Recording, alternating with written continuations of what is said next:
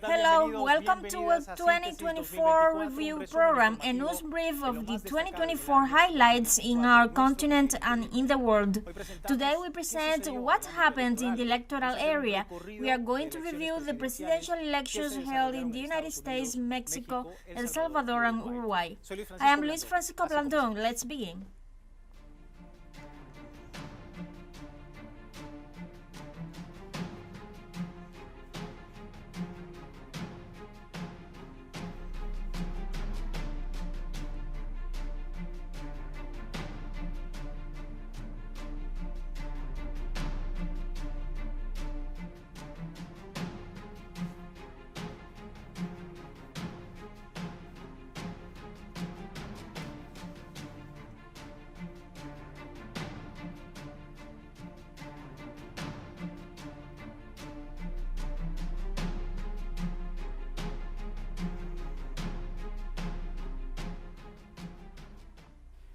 On November 5th, the U.S. elections were held, and contrary to the polls' predictions, the Republican Donald Trump won by a wide margin over the Democrat Kamala Harris. Let's see. After the results were known, Donald Trump was proclaimed the winner of the U.S. election after projections gave him over 270 electoral college votes, the absolute majority to win the presidency. Trump reached over 74% against the Democrat and U.S. Vice President Kamala Harris. Trump's rise to the presidency was facilitated by election victories in the no-swing states, including Pennsylvania, Michigan, and Wisconsin. The new Senate structure is made up of 51 GOP legislators compared to 42 Democrats, which means both more support for presidential decisions and for designating a Supreme Court justice in case of a vacancy. In Trump's first speech to his supporters, he assured that this is a historical political victory, promising that this will be the golden age of the United States. We have been through so much together. Today you have heard an unprecedented number that resulted in an unprecedented victory. We are going to respond to you. We are going to do our best job. We are going to make corrections fast, and we are going to do it everywhere and in every way we can. This will be remembered as the day the U.S. people took back control of their country. Meanwhile, Vice President Kamala Harris accepted the results of the presidential election and she urged for a peaceful transition of power. But we have to accept the results of this election. Earlier today, I spoke to President-elect Trump and I congratulated him on his victory, and I further told him that we will assist him and his team with this transition, as we will be committed to a peaceful transfer of power. Even though Trump has not formally taken office in the U.S., he has begun to set his sights on restrictive immigration policies, as well as threatening new tariffs on Canada, Mexico, and China. Analysts deem that this could be a negotiating tactic, strategies that already have immediate global aftermaths. Indeed, the political U.S. scenario experienced remarkable episodes during the past presidential campaign, such as the resignation of Joe Biden from his nomination, endorsing Kamala Harris to oust and represent the Democratic Party, and the attempt on Donald Trump's life. From New York, our correspondent Henry Camelo with more details. Henry? How are you doing? Greetings from New York. The decent decline of the Democratic Party in the presidential race began this year with a series of mental lapses by President Biden on different global stages, which sowed doubts in both Democratic and Republican leaders about his mental competence to continue as Commander-in-Chief of the United States. Biden's breaking point came after his last debate against Donald Trump, in which he appeared uncertain and at times confused. Biden's cognitive failures were part of Donald Trump's discrediting speech in his campaign rallies. On July 13, in one of these events, the vulnerability in Pennsylvania, the vulnerability of the U.S. Secret Service was exposed by not noticing the presence of a sniper, who in an aiming failure managed to injure Trump in his right ear. The sniper ended up being shot down, and the next day, Gallup polls reacted in favor of Trump. It was not until July 21st when, due to political pressure and the drop in Gallup polls, that led Biden to announce to be ousted by Kamala Harris. The nomination of Harris generated an apparent confidence in voters, which was immediately reflected in the polls, showing a virtual tie between the two candidates. However, two key points in his campaign proposals were decisive in this race: economy and immigration. As currently economy has slowed down and inflation exceeds 2.5%, Harris proposed banning food price speculation, establishing a $25,000 first-time homebuyer assistance program, and restoring the legality of abortion nationwide. On the other hand, Trump proposed an attrition in interest rates to less than 3.5%, and he assured that deporting millions of undocumented immigrants would help lower the cost of housing. Both proposals had the desired effect on his campaign. Concerning the subject of immigration, this was one of the key issues in Donald Trump's campaign, promising the massive deportation of millions of undocumented immigrants across the country. Against all Gallup polls, Trump won the election with a wide margin over Kamala Harris, with 312 electoral college votes to Harris' 226, thanks somehow to the Latino vote. With his cabinet already largely made up of billionaires, as Elon Musk and other ultra-radicals such as Marco Rubio in front of the State Department, Donald Trump won the U.S. election. On January 20th, Donald Trump will initiate his second term in office amid the Ukrainian-Russian war and the Israeli genocide against the Palestinian people, both conflicts supported by the current U.S. administration. The world will finally know how many of his campaign promises will come to fruition, or will they simply remain as his aggressive narrative as a strategy to return to power. With this, I bid you farewell from New York City. Let's back the signal to the studios. Thanks, Henry, for your briefing. It is worth remarking that Donald Trump not only won the presidency with an absolute majority, but he also managed to gain control in both houses of Congress. And the question is, what awaits the United States in this new Republican government? Everybody knows Donald Trump won the presidential elections in the United States, but what does this mean? By having control of both houses of Congress, Trump will be able to take any domestic measures he likes, without any counterweight, because the Republicans will vote for him in the bloc. It is clear from this election that U.S. citizens are not ready for a woman to rule the White House, much less a black woman with Indian and Jamaican ancestry.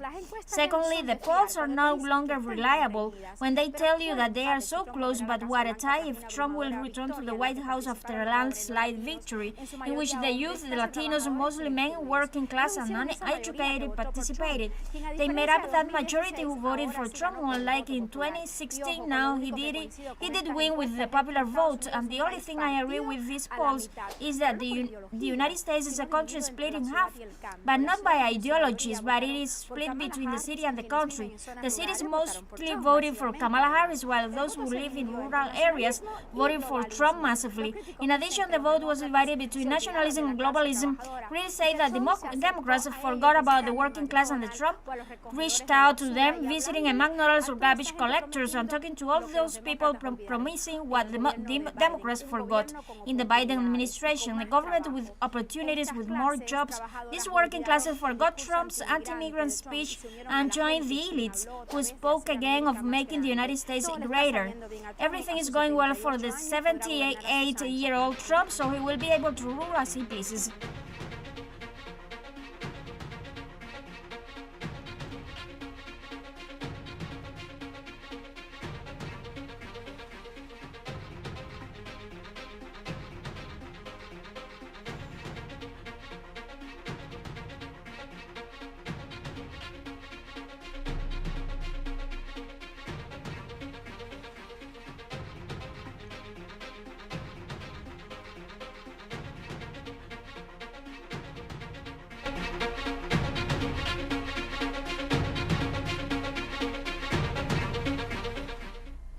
Let's continue in North America, this time in Mexico. President Claudia Sheinbaum was the most voted candidate by Mexican citizens, thus becoming the first woman elected in that nation.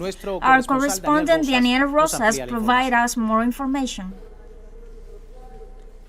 How are you doing? This 2024 for Mexico was a year of paramount changes. Let's start by noting it was an electoral year, the biggest elections ever in the history of this country. It is worth highlighting that for the first time a woman, Claudia Sheinbaum, reached the most pivotal position in the nation. Indeed, it was in this Zócalo of Mexico City, in the Constitution Square, which it is its official name, where she delivered one of her first messages, where she made a series of commitments with 100 points, such as talking about giving opportunity to the fourth generation, transformation that began with the Obrador movement, the former President Andrés Manuel López Obrador, but also promoting some other issues, especially with the banner for women. She said she did not arrive alone, all women arrived, and with this slogan she raised what for her has been the axis of her campaign, which is to prioritize women. This is showing the social programs such as the ones she's boosting now, which have to do, for example, with giving a scholarship to women over 60 years old,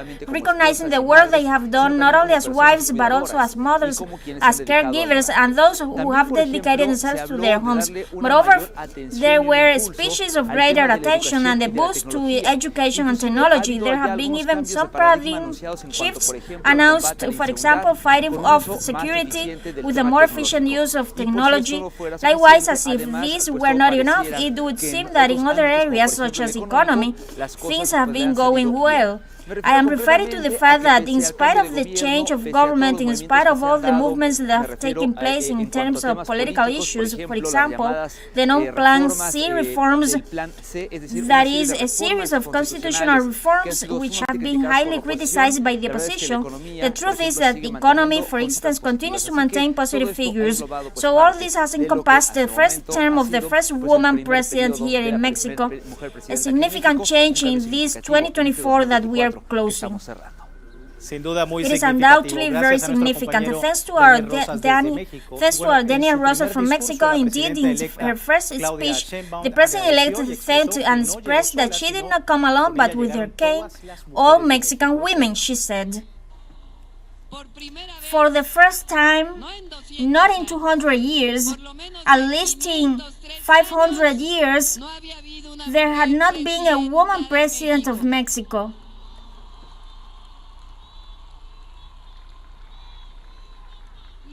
And as we always say, I did not arrive alone. All women of Mexico took office. This is how Claudia Sheinbaum expressed herself, but let's see some international reactions which were issued by some leaders who expressed their support to this historical election in Mexico. And one of these reactions posted on X was that of President of Venezuela, Nicolás Maduro, who said, "Extraordinary demonstration of civism and democracy we have seen on Sunday, June 2nd in Mexico. A great participation in the presidential elections. I congratulate these noble people, its President-elect Claudia Sheinbaum, the Morena Party, the PT, and the social movements. Congratulations to President Manuel López Obrador, who is a great leader of Mexico and of our continent. It is a great victory for the great homeland. I embrace you. Long live Mexico," the Venezuelan president noted. Likewise, the president of Honduras, Xiomara Castro, who was also part of these reactions, who highlighted on X social media, "As the first woman president of Honduras, I extend my most sincere congratulations to the first woman president-elect of Mexico, Claudia Sheinbaum, for having achieved a resounding electoral victory, hand in hand with the people of Mexico and our friend Manuel López Obrador. On a phone conversation, we agreed on working together for the unity of Latin America and the Caribbean," the Honduran president underscored. Well, Claudia Sheinbaum is not only the first woman president of Mexico, but also the most voted in the history of that country. Let's watch some data shared on our TikTok account. ¿Te enteraste? You heard, you didn't know this, Claudia Sheinbaum is not only the first woman president of Mexico, but also the most voted in the history of that country. The Morena Party also won the Congress with over 346 lawmakers and more than 57 senators, according to the quick count of the Mexican National Electoral Institute. The opposition recognized its historical defeat against Claudia, and by the time she arrived at the Zócalo, she highlighted three ideas. She will work for a plural, diverse, and democratic Mexico. She will guarantee both freedom of expression and respect political, social, cultural, and religious diversity. But there is always the question, will the opposition respect her government? It is a very good question about what is happening in Mexico. We have already shown what has happened in that country, as well as what occurred in the United States with this 2024 presidential election. Now let's have a brief break and we'll come back with more data on this 2024 review.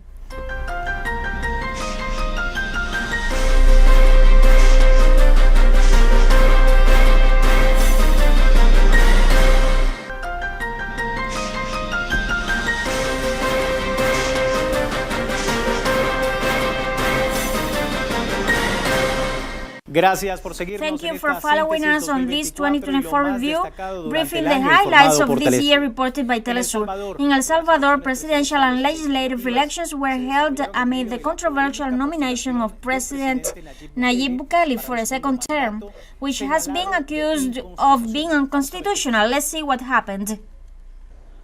The polling stations in the Salvadoran capital looked empty in the whole day. Apart from the low turnout, some questioned the role of the Supreme Electoral Court that allowed irregularities of the official party. In an electoral process developed under a state of exception, over 6 million Salvadorans were summoned to vote to elect the president and the 60 members of the National Assembly. Having no preliminary data from the Supreme Electoral Court, candidate Nayib Bukele declared himself the presidential winner. And we not only have won the presidency of the Republic for the second time, with over 85% of the votes,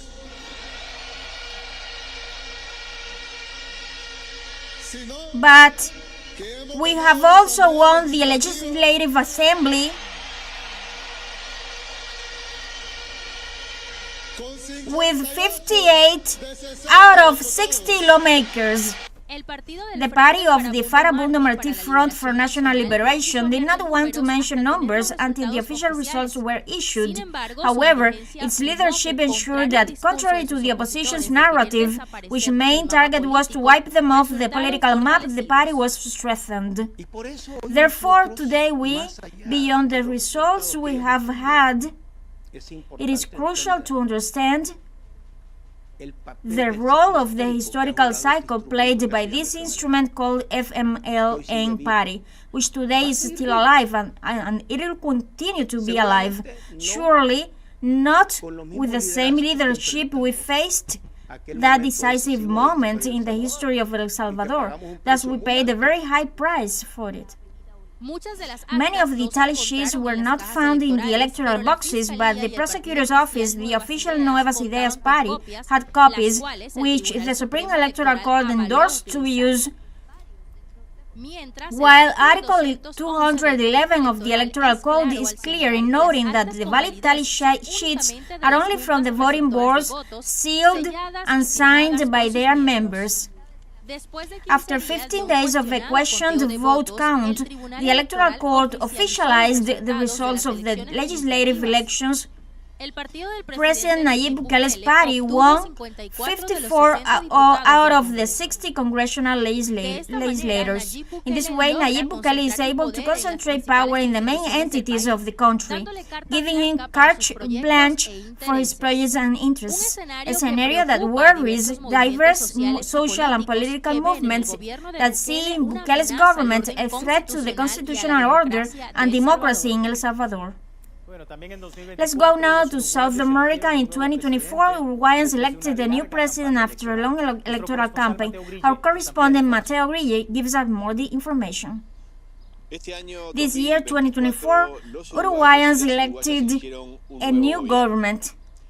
After a long electoral campaign that began in February and included internal elections of the political parties to elect nominees for each of the political parties, which also had a second instance in the election of the renewal of the entire Chamber of Deputies and the Chamber of Senators, finally on November 27, a new President Yamandu Orsi and a new Vice President Carolina Coche were elected on the ballot. They both will lead the country from March 1st, 2025 to March 1st, 2030.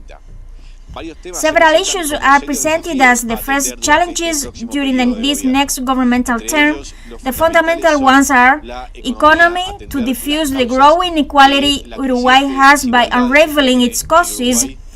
Furthermore, to address the causes of the growing domestic violence and the entry of drug trafficking in the national territory, in addition to address the causes and solve child poverty. These three commitments are part of the governmental program of this new administration that will take office next year, as they are also part of the main concerns of Uruguayans which have been expressed throughout this year 2024. Thanks to our correspondent Mateo Grilles. So after knowing the result of his victory, the President-elect Yamandu Orsi offered his first statements in which he called for greater national unity. I will be the president who will urge again and again to national dialogue to find out the best solutions. I will be the president who will build up a more integrated society where even in spite of differences, no one will ever be left behind. Let's start tomorrow. We are going to work hard.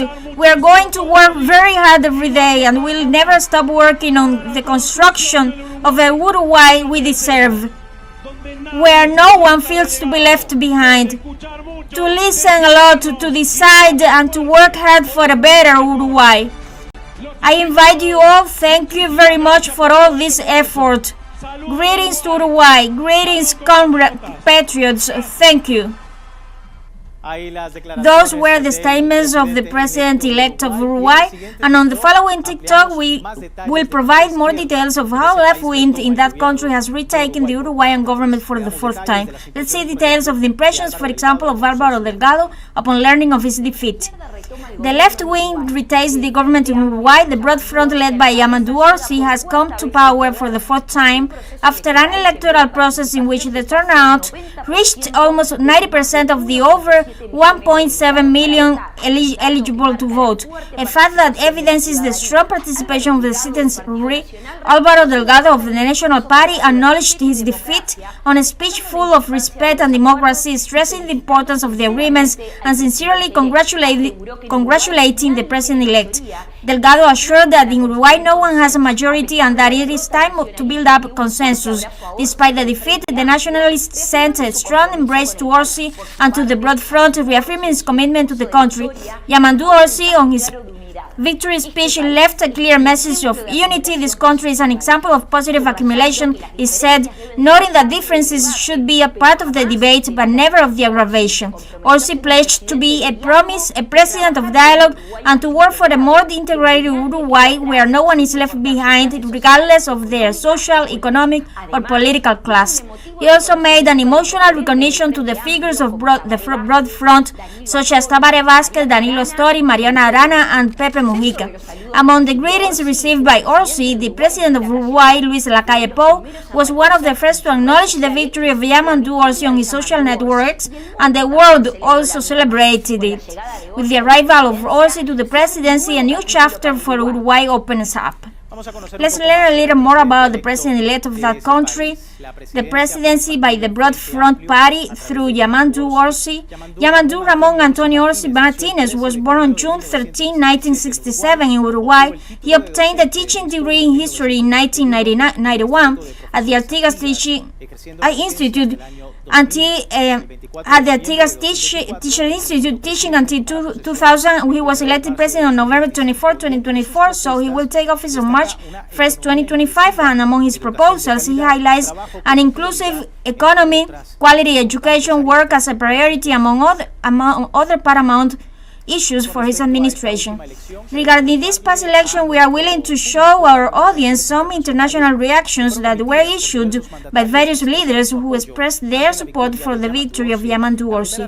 The first reaction was from the President Claudia Sheinbaum of Mexico on her X account, in which she stated, "It was a great pleasure for me to congratulate Yamandu Orsi on a phone conversation following the democratic triumph for the presidency of the Eastern Republic of Uruguay. Mexico feels great affection for the Uruguayan people," the Mexican president argued. Meanwhile, the president of Honduras, Xiomara Castro, further decided to express her support to Orsi after the election, saying the following: "There it is. Congratulations to the brotherly Uruguayan people and to the president-elect Yamandu Orsi of the Red Front. A clear victory that reaffirms the progressive and democratic trend in Latin America. Greetings to former President Jose Pepe Mujica." In addition, we finished by showing you the reaction of the president of Colombia, Gustavo Petro, demonstrating the close relationship that both nations hold, as well as the common purpose. The letter said, "They will try to divide us, but we are clear that those who want to alienate us are those who defend a fossil economy that proclaims death through the use of oil and coal. United, we will defend the economy of life. We will seek to make South America the world power of clean sources of energy, and our countries the powers of life. Colombia and Uruguay are united in purpose, Yamandu Orsi and Gustavo Petro, presidents in the climate crisis and in defense of life and the new humanity," the Colombian president assured. This is all. It is time to say goodbye to this special edition of 2024 Review. I always recall you to follow us on our website www.telesurtv.net, and with this signal in real time, you can also find us on Telegram. TeleSUR provides information services 24/7. It has been a pleasure to accompany you. I am Luis Francisco Planton. Happy New Year.